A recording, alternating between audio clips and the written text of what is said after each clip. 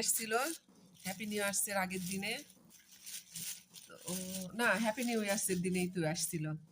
তো সেই মিষ্টি আপনাদেরকে দেখাইনি, আমার বোন নিয়ে এসছে, খুব সুস্বাদু মিষ্টিটা। দেখি একটু খেয়ে কেমন লাগে। এই যে দই নিয়ে আসছে, ওটা সারার দই ছিল, তো আমি আবার টিফিন বক্সে উঠাই রাখছি। একদিনে তো অত খাওয়া যাবে না, পিঠা টিঠা খেলাম। এই তো আপনারা দেখবেন খেয়ে মিষ্টি কেমন, দই এগুলো খেতে খুব ভালো লাগে। এই যে আজকে দুপুরে ছোট মাছ ভাজি করছি, আর চান্দা মাছ আছে, এটা আগে ভাজিয়ে নেবো, তারপর চান্দা মাছ এই যে এটা এখন দিব।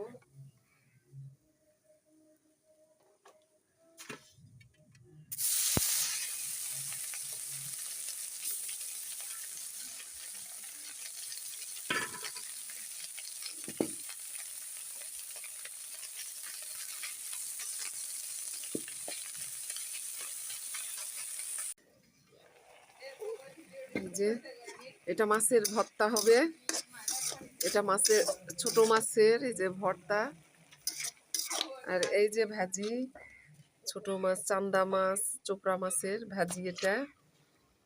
এই যে এখন ডিম ঝোল রান্না করছি, এখানে এখন লবণ দিব, এই যে হলুদ গুঁড়া, তারপরে যে মরিচ, যে যেমন মরিচ খাবেন লবণ খাবেন তেমনই দিবেন। ডিম ঝোল করব, এই যে ডিম 3টা, যে এভাবে একটু পানি দিয়ে কষিয়ে নিব।